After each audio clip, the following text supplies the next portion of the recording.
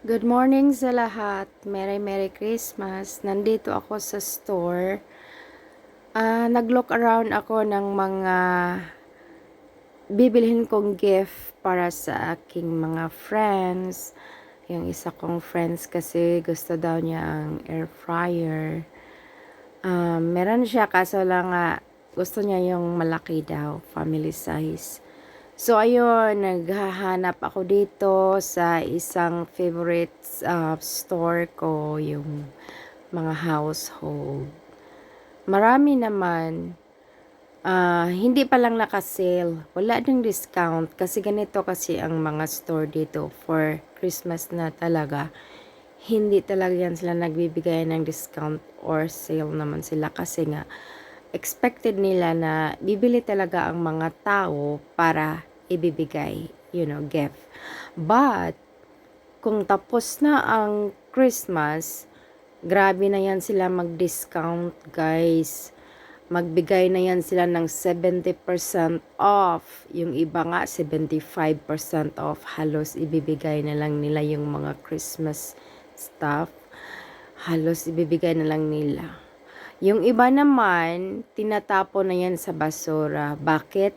Mas gusto nilang itatapon kung after Christmas, marami pa silang mga bagay or gamit sa Christmas na hindi nila nabinta.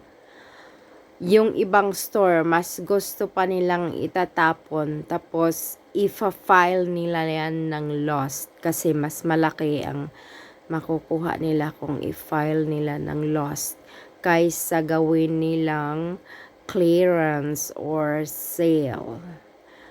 So, kaya yung mga dumpster diving na mga vloggers, doon yan sila makakuha ng mga brand new after sa mga holidays. Kasi yung mga holidays na mga gamit, talagang tinatapon na yan.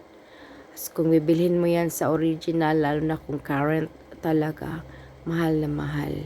Kaya, yung mga ibang dumpster diving vloggers dito, talaga namang makakaswerte sila, double swerte sila dahil nagigain sila ng mga subscribers sa kanilang YouTube, tapos kumikita pa sila ng, siyempre sa mga revenue ng YouTube, yung mga views, ganon-ganon, lahat pwedeng pakakitaan sa YouTube kung marami ang views mo.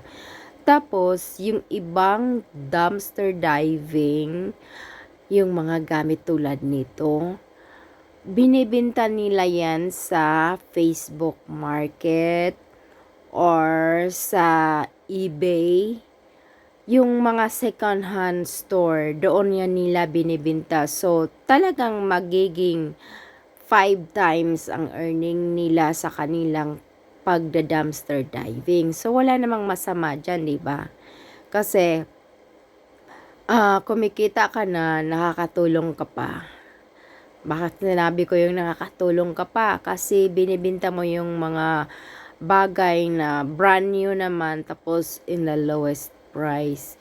Yung iba namang mga dumpster diving, binibigay nila yan sa, meron dito kasi sa Amerika, merong mga drop box, yung free drop box, kahit saan mo yan sila makikita yung mga box na yun.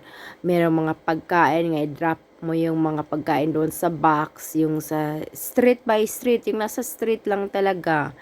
May mga drop off dito, donation. So, yung mga taong mahihirap, pwede silang kukuha doon. I-open lang yan nila doon, kukuha doon.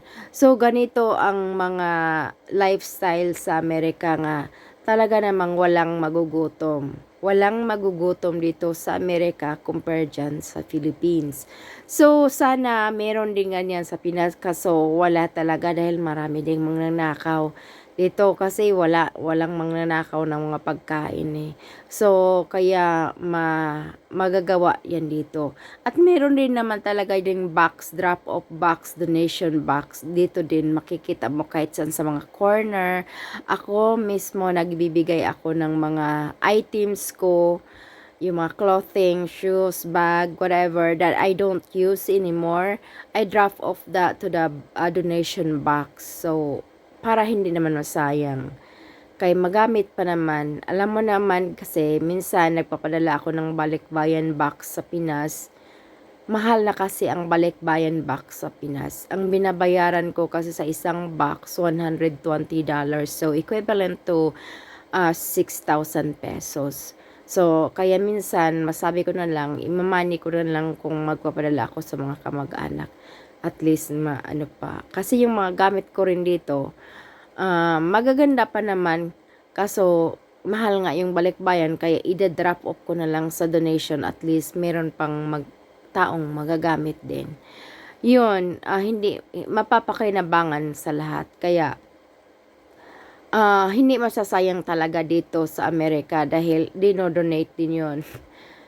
Unlike dyan sa Pinas na binibenta nila sa ukay-ukay, di ba? Binibenta sa ukay-ukay. So, ayun, dito, naghahanap ako ng air fryer. Eventually, mabili ko yon kasi pang gift nga. Tapos, nag-look around na lang din ako dito ng mga frame. Kasi bibili din ako ng frame para sa aking guest room. Kasi yung guest room ko, pinipinturahan ko ng maganda para maganda naman at lagyan ko ng brand new na frame.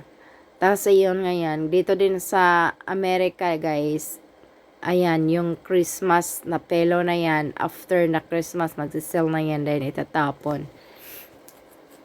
Kung hindi na mabinta. At ito ngayon, yung iba ditong area, malaki kasi to eh. Empty na ang shelf kasi gusto nila naman mag-display sila ng Valentine's. Ganon dito, malayo pa nga ang Valentine's. Nagde-display na yan sila ng Valentine's kasi marami namang mga taong bumibili ng mga gift advance Valentine's. Tapos ibibigay or mag-decorate sila. Tipong ganon. Parang sa Pinas, yung Christmas natin mag-umpisa ng September, Christmas ng decoration.